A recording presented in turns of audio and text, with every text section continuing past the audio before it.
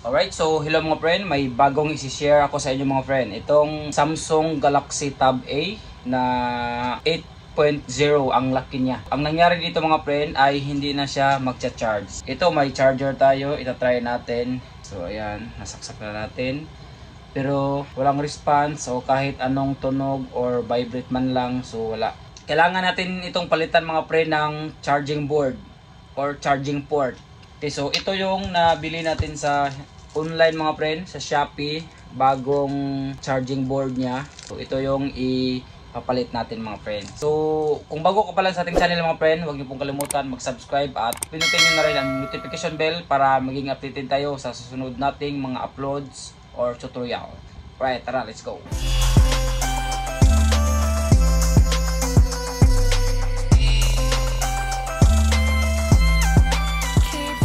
Tanggalin muna natin itong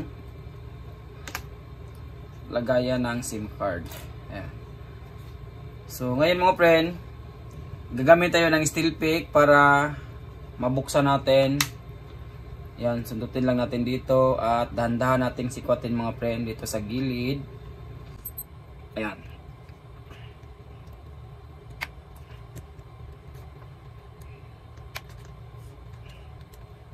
Alright. Okay, so as you can see mga friend, bukas na siya. Sikwatin lang natin. Kailangan po natin gumamit talaga mga friend ng steel pick, itong ganito mga friend. Kapag wala tayo nito, mahirapan tayong buksan ang back cover nya. Ayan. So as you can see, na buksan na natin at tabi muna natin yan. So ngayon, dito tayo sa likod. So ito yung cover mga friend, dito sa baba na portion. Gagamit po tayo ng maliit na positive screw. So itong mga malalapad na tornilyo niya, tatanggalin natin yan. 4 yan mga friend. At saka may 3 maliliit naman na tornilyo.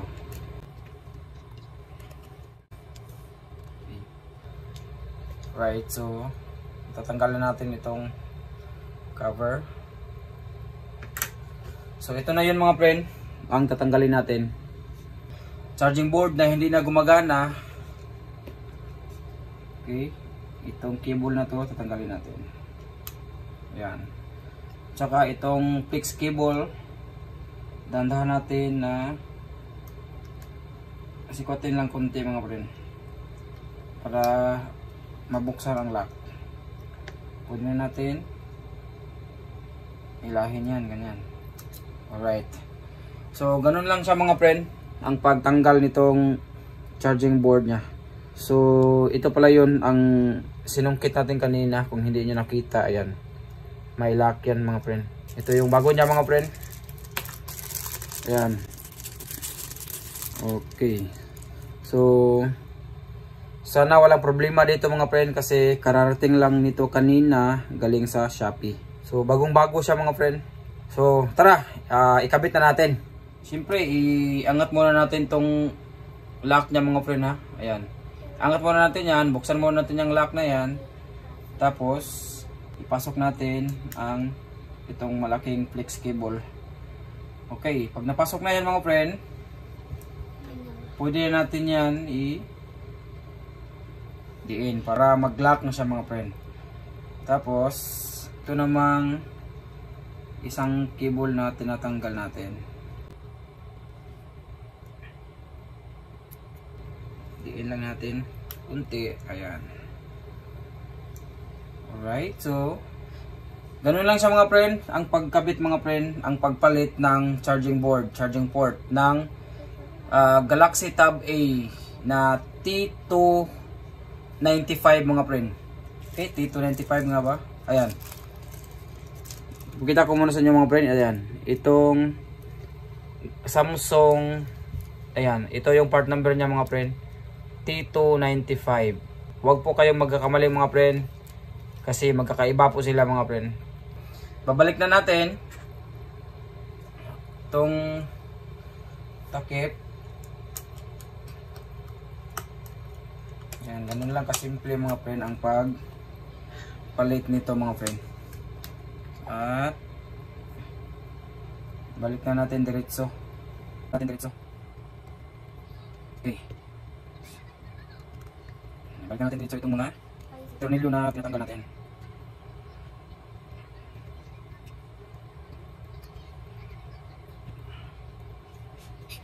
Yun na ba? Lungos. Langos ha?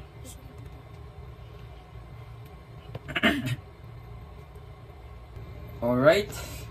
So, ganun lang siya kadali mga friend. So, itatry natin mga friend.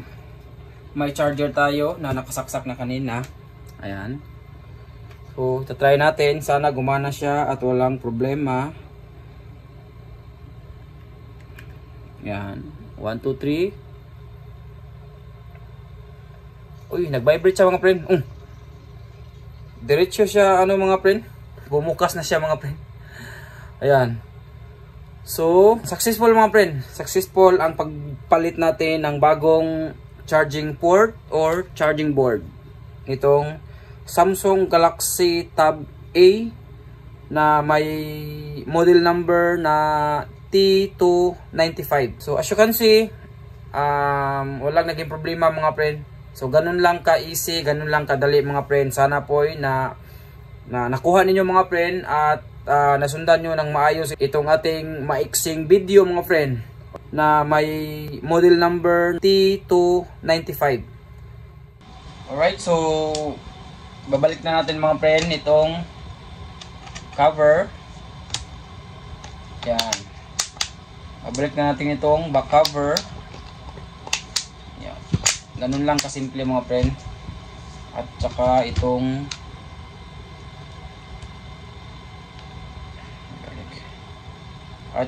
itong SIM card.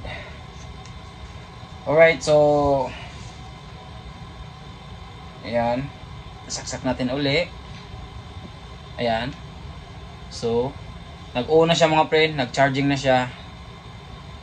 Okay, so sana po ay meron kayong natutunan mga friend at nakatulong tayo sa ganitong kasimpleng problema. Alright, so wag niyo pong kalimutan mga friend mag-subscribe kung hindi ka pa po nakapag-subscribe sa ating channel. At don't forget to hit the notification bell para maging updated kayo mga friend sa susunod nating mga uploads. Alright, so this is Max Events Page 1, The Lazy Vlogger.